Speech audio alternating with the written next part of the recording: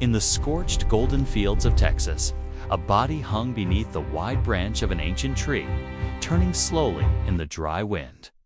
At first glance, she looked lifeless, like a warning left behind for others to see.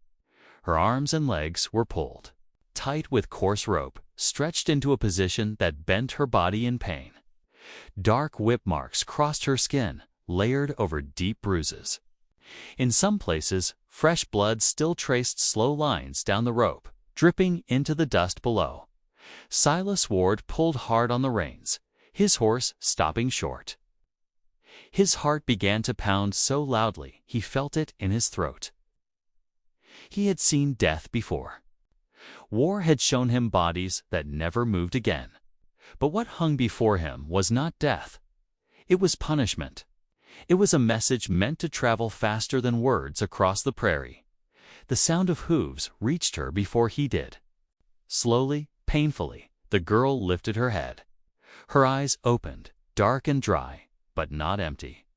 There was no panic in them, only a stubborn flame that refused to die. Silas stepped closer.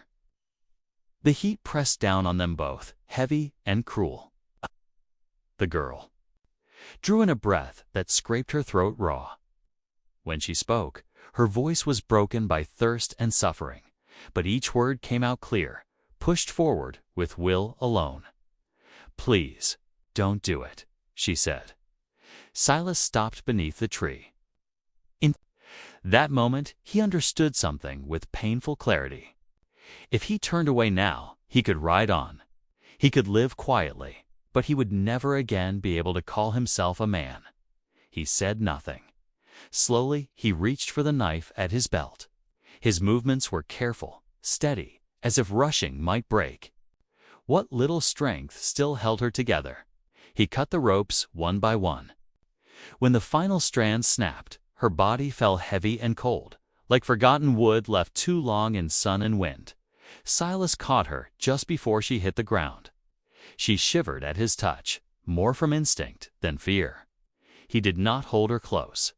He did not linger. He set her down gently against the trunk of the tree, then stepped back, giving her space, letting her know she still had control. She gasped for air. Every breath burned like a blade through her chest. Still, she did not cry. Out. Her eyes stayed on Silas, sharp and measuring, as if deciding what kind of danger he might be. Silas took his canteen and placed it on the ground between them. Then he stepped back another pace. "Drink," he said quietly. She hesitated before, reaching for it. As she leaned forward, the torn leather of her dress slipped back, revealing her left arm. And Silas froze. There, just above her elbow, was an old burned scar. Not from rope, not from a whip. The skin was pale and puckered, its edges rough. A scar he had seen once before.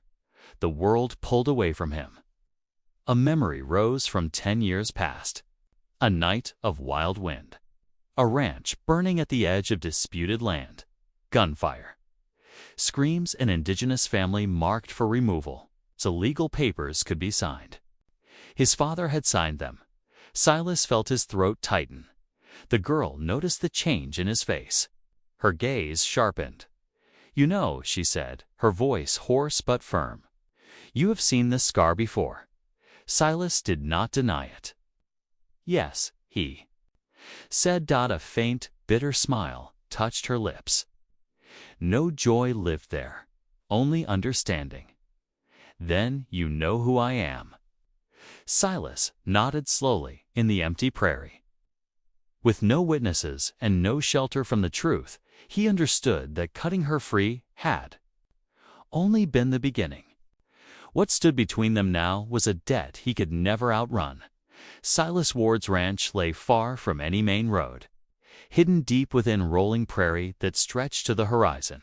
No neighbors, no voices, only wind, horses, and days that repeated themselves. He brought her there as the sun turned the sky a deep orange. He did not tie her. He did not lock the doors. He gave no commands. He showed her a small room at the back of the house, laid clean blankets on the bed, set warm food on the table, and left, as if afraid his presence might crowd the air.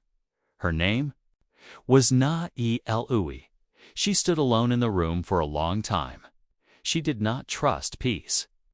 Places like this were often traps dressed in wood and silence.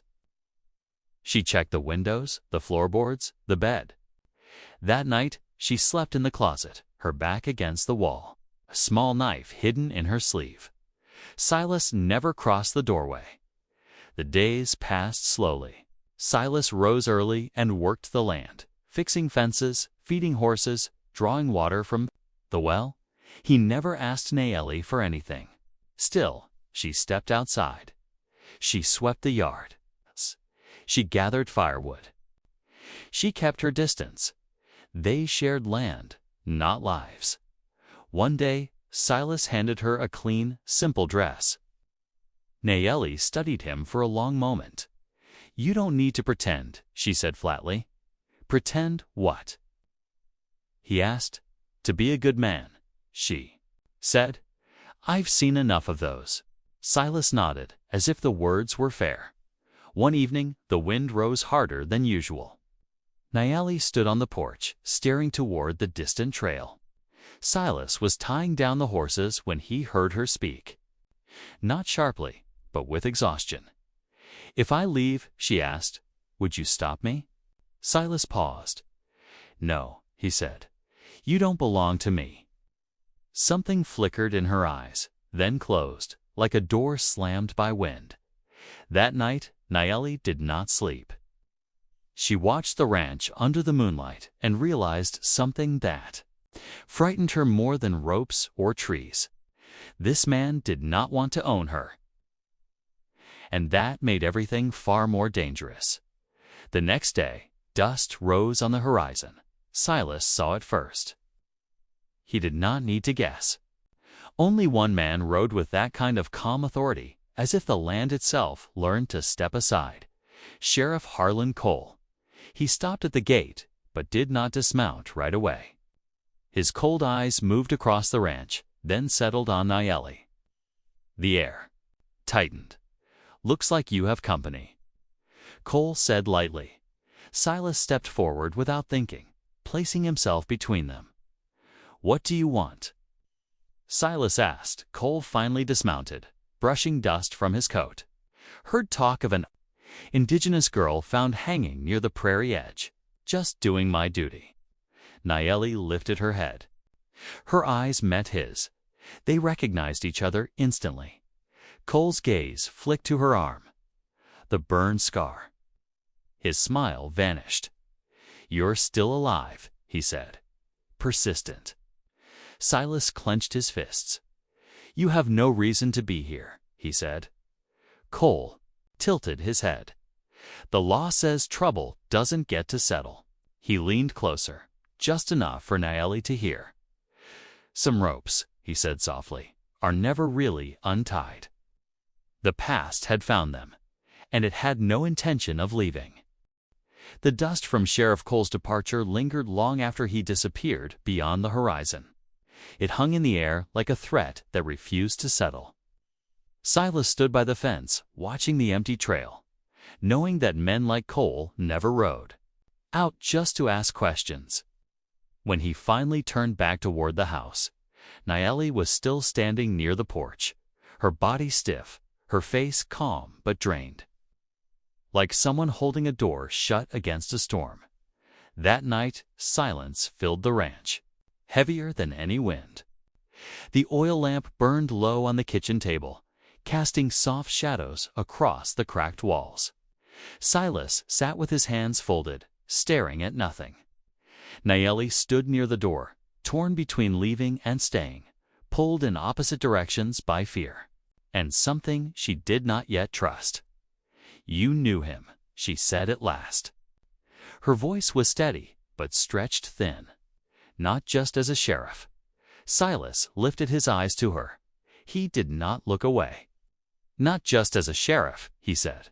The words sat between them, waiting. Harlan Cole led the men that night. Silas continued slowly. the night your village burned. He swallowed hard, and my father was the one who showed them the way in. The room seemed to freeze. Nayeli did not move, but her eyes darkened, like deep water struck by a sudden stone. "What did you say?" she asked. Silas stood. Every step toward her carried years of silence. "My father wanted the land. Your family stood in the way of the papers. He told them it would just be a clearing out. I knew, and I did nothing." The truth fell like an axe. Nayeli let out a short laugh, dry and hollow. "So it is all true," she said, "every part of it." She stepped closer, standing face to face with him. "You saved me," she said. "To redeem yourself." Silas nodded. "To pay a debt I can never repay." She studied him, searching for lies, for weakness. "By feeding me?" she asked. "By letting me sleep under your roof?" "No," Silas said. His voice did not rise. "By letting you be free. Even if it costs me everything." Nayeli raised her hand. Silas did not flinch. She placed it flat against his chest, feeling his heart beat hard beneath her palm. "If I killed you right now," she said quietly, "would you fight back?" "No," Silas answered. The silence stretched. The lamp crackled softly. Finally, Nayeli pulled her hand away. Her shoulders shook for the first time since the tree. "I don't know what to do with this truth," she whispered. "It doesn't make me lighter, just more tired." "I am not asking for forgiveness," Silas said. "Only that you know I am not running anymore." Nayeli turned toward her room. At the door, she paused without looking back. "Tomorrow," she said, "you teach me how to care for the horses." The door closed. Silas sat down slowly, his hands trembling. It was not forgiveness, but it was permission to stay near the truth. The next morning, Silas woke before sunrise. He did not knock. On Nayeli's door, he saddled one of the older horses and waited. The prairie breathed softly, carrying the scent of dry grass and earth. After a while, Nayeli stepped outside. She wore her old leather dress, cleaned and mended. Her hair was tied back. Her eyes were still guarded, but no longer sharp. Silas handed her the reins.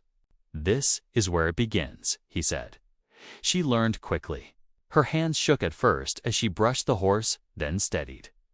The animal sensed it and stood calm.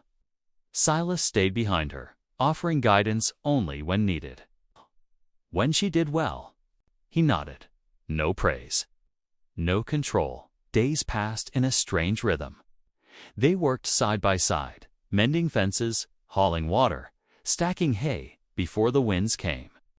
Silas always stepped back, letting Nayeli choose the pace. At night, they shared the same table. Slowly, she stopped hiding a knife under her pillow. She slept deeper. Silas caught her without thinking. It lasted only a moment, but she did not pull away. When he released her, she whispered, "Thank you." That night, they sat on the porch as the sky darkened. But Nayeli realized something she had not expected. This man was not trying to erase the past. He was living with it and letting her choose what to do next. At sunset a few days later, the dust returned. Harlan Cole rode in again. 2 men with him. Guns rested low at their hips. The air tightened with inevitability. Silas stepped forward before Cole could speak. "We have papers," Cole said, holding them up. "She is charged with disturbing the peace." "What are you willing to die for, Ward?" "For the truth," Silas said. Nayeli stepped forward, standing beside him. "I stand here," she said. This time, the line was drawn, and there would be no turning back. The wind shifted as if the land itself was holding its breath. Sheriff Cole's eyes moved from Silas to Nayeli, then back again. For the first time, something close to hesitation flickered across his face. Not fear, but calculation. This was no longer a simple arrest in open prairie. This was a confession standing in the open, with a witness who had survived. "You are obstructing the law," Cole said, his voice sharper now. "That comes with consequences." Silas did not draw his gun. He did not step back. He slowly raised his hands. "Someone needs to answer for what happened," he said. "Then let it be me. My father sold out her family. I stayed silent. I carry that guilt." The air turned cold. The two men behind Cole shifted uneasily. This was not the kind of work they had signed on for. No shouting crowd, no easy rope. Just a man standing still, offering himself. Nayeli stepped closer, shoulder to shoulder with Silas. "And I am the one who lived," she said.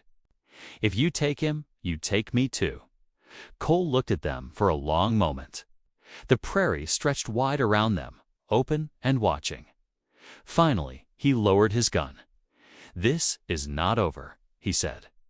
"The law will come back." "Maybe," Silas replied. "But not today." Cole turned his horse. The other two followed. Dust rose, then slowly settled, leaving the land quiet once more. Nayeli realized her hands were shaking. Silas turned to her. "Are you all right?" She nodded. "For the first time," she said. "I don't have to run that night." The silence felt different. Not heavy, just honest. They sat at the table without speaking, sharing the space without fear. For the first time, Nayeli slept with her door slightly open. The seasons changed earlier than usual. The prairie began to show thin lines of green where the ground had once been burned bare. Silas noticed it every morning, as if the land itself was learning how to breathe again. Nayeli stopped counting the days until she would leave. She worked the ranch as if it were her own, caring for the horses, mending hides, fixing what had long been broken. The bruises faded, the sharpness in her eyes softened. She stood on the porch, not to hide, but because she chose to stand there. One evening, Silas placed a folded paper in front of her. His handwriting was rough, uneven, but clear. "This is your freedom," he said. "You can leave any time. I will not stop you." Nellie read it slowly. When she set it down, she did not look at him right away. She looked at the house, the stables, the open land beyond. "If I stay," she said, "it is because I choose to, not because I owe you." Silas nodded. "That is all I ever wanted." The wedding was small and quiet. No church, no crowd.